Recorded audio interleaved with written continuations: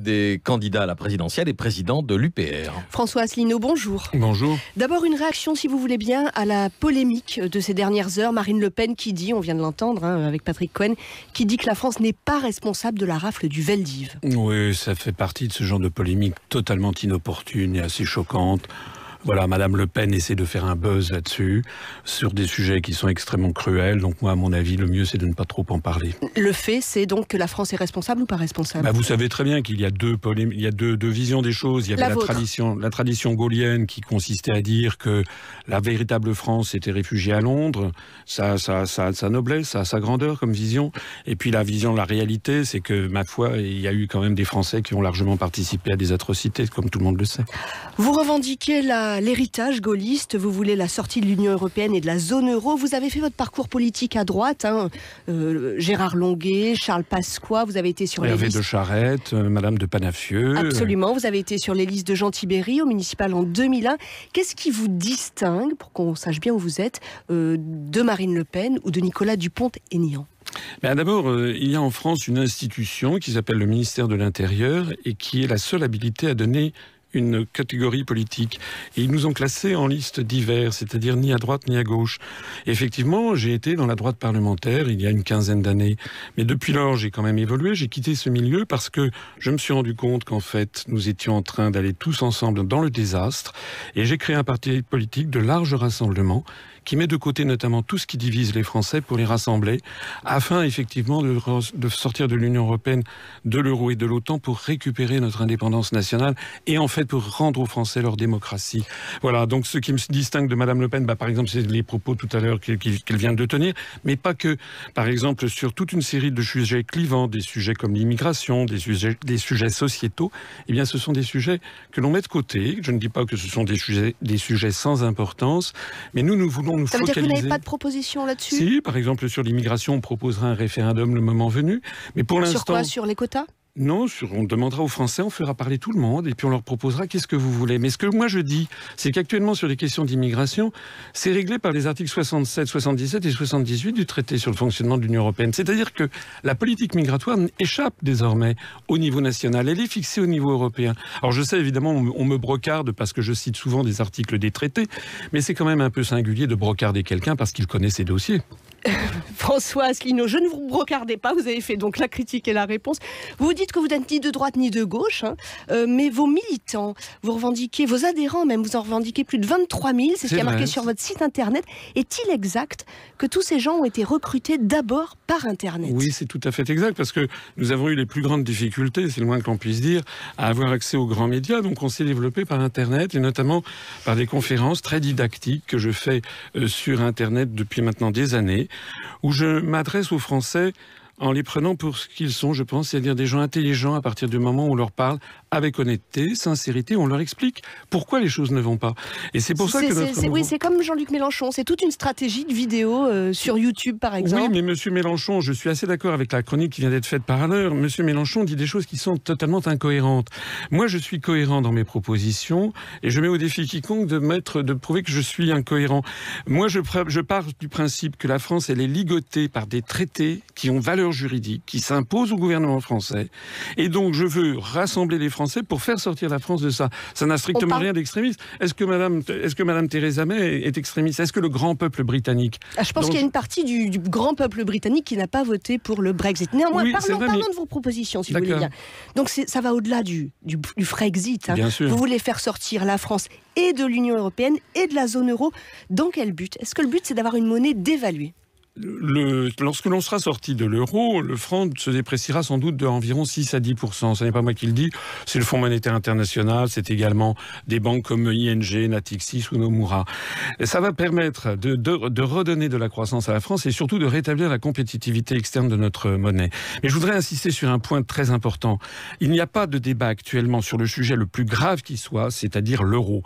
L'euro va exploser. On est en train d'en parler. Là, voilà, l'euro va exploser. Pourquoi ? Parce qu'en fait, contrairement à ce que certains croient, ça n'est pas une monnaie unique. C'est une juxtaposition de monnaies nationales qui sont des créances respectives sur les banques centrales nationales des pays de l'eurosystème. Or, tous les pays du Sud, actuellement, ont des déficits commerciaux géants vis-à-vis de l'Allemagne, parce que l'euro est une espèce de côte mal taillée entre la compétitivité de l'économie allemande et la compétitivité très inférieure des pays du Sud. François Asselineau, on en parle très très régulièrement, y compris sur cette antenne, sur l'euro, monnaie unique, vous n'aimez pas cet adjectif, et la divergence des économies. On peut rester quand même sur la conséquence de la sortie de l'euro. Vous dites que ça va rétablir la compétitivité de nos produits. Oui. Mais les Allemands, ils ont l'euro, ils vendent beaucoup mieux leurs produits que nous, puisqu'ils ont un excédent commercial incroyable. Oui, parce que la zone euro... Parce que l'euro est elle-même en excédent. Oui, parce que l'euro, grâce à l'Allemagne uniquement, parce que c'est peut-être un problème de qualité. Non, mais parce que l'euro est trop faible par rapport à la compétitivité de l'économie allemande. Ça donne donc un avantage compétitif colossal aux Allemands. C'est pour ça qu'ils dégagent effectivement des excédents commerciaux géants. Et c'est pour ça que la France, elle, dégage des déficits et les pays du Sud davantage encore. Mais ça n'est pas tolérable. Sur long terme, déjà, d'ores et déjà, il y a plus de 815... Excusez-moi, les derniers chiffres sont sortis hier de la Bundesbank. 829 milliards d'euros qui sont venus se réfugier en Allemagne. Et c'est une courbe qui est divergente et sans cesse croissante. L'euro va finir par exploser. Et moi, j'attire l'attention... Mais qu'est-ce qu'on fait ? Qu'est-ce qui se passe si on sort de l'euro ? Vous savez bien que si on sort de l'euro, la monnaie, le nouveau franc est dévalué. Mais attendez, dévaluer. Il se dépréciera de 6 à 10%, mais il ne faut quand même pas affoler les Français. Il y a de l'inflation ? Non, il faut pas... Il y a de l'inflation qui revient, François Asselineau. Il faut l'espérer qu'il y aura 2, 3 ou 4% d'inflation. Pour l'épargnant, ça n'est pas anodin. Non, attendez, écoutez, on parle de choses, ça part dans tous les sens. Et ce qu'il faut bien comprendre, c'est que, par exemple, l'euro, au cours des 3 dernières années, s'est déprécié de 25% par rapport au dollar. On n'en a pas fait toute une histoire.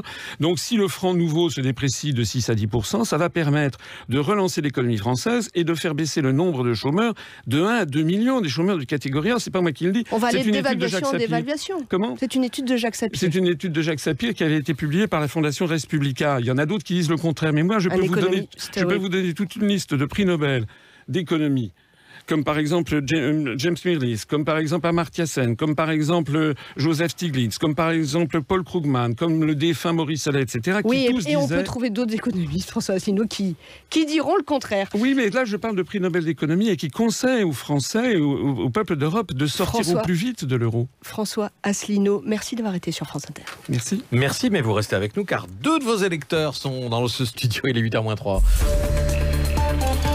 Le 7-9 sur France Inter. Il s'appelle, je crois, Michel et Françoise, c'est cela ? Oui, c'est ça. Bonjour, monsieur Asselineau. Et d'abord, bravo, vous avez été excellent pendant l'interview. Ah, c'est qu'elle est pas simple à pratiquer, la Ben Saïd. Hein. Elle est hargneuse. Ah, les interrogatoires à Guantanamo, à côté, c'est le Club Med. Hein. D'ailleurs, ça m'étonnerait pas qu'elle soit payée par la CIA, celle-là. Bah, mais comme tout le monde à France Inter, on le sait. Bah, le Cohen, tout pareil. Oh, bah alors lui, c'est le pur américain. Brandon Cohen, il s'appelle en vrai. Ah, bah c'est sûr, il est plus Angelina Jolie qu'Eva Jolie. Oh, bah ça lui fait pas plaisir qu'on révèle ça au grand jour, évidemment. Regardez, il est tout bougon, la merloc. Ah, il a sa tête de Cohen, Sophie Lapix lui sert des épinards. Ah, il préférerait un Big Mac, c'est sûr. De toute façon, cette radio est téléguidée par les Américains. Bah, et Bernard Guetta, on le sait, c'est carrément un GI. Bon, il s'en cache même plus. Hier, c'est Harley Davidson en double fil, le temps de faire sa chronique. Alors... Guetta, c'est la main de Washington sur cette antenne. C'est un agent occulte. Ah, c'est bien simple, à France Inter. Bernard, on l'appelle la main occulte. Non. Si, évidemment, évidemment. D'ailleurs, ça m'étonnerait même pas qu'on soit écouté en ce moment. Non, ouais, quand même, Françoise, faut pas être parano non plus. Je te jure, ils mettent des micros partout mais ici. c'est vrai qu'on sait jamais avec ces Américains.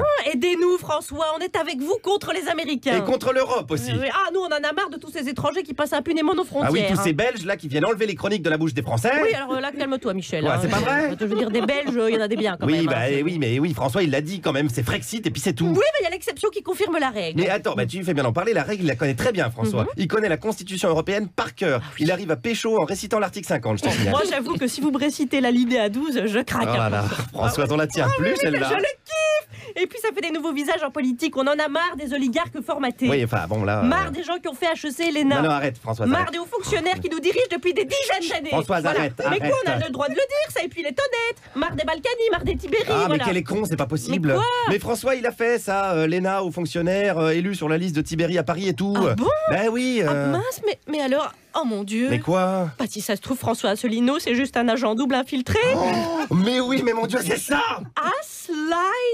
Asselineau, en américain, cul, mensonge, non. Ouais, ça veut rien dire. Mais justement, c'est encore plus fort, il brouille les pistes. Démasqué. Oh là là, mais qu'est-ce qu'on va devenir sans François ? Cheminade, attends-nous. On arrive, Jacques. Charline Vanhoenacker et Guillaume Meurice. On vous retrouve à 17h dans Si tu écoutes, j'annule tout sur Inter. À tout à l'heure. Un petit mot du temps, Marie-Pierre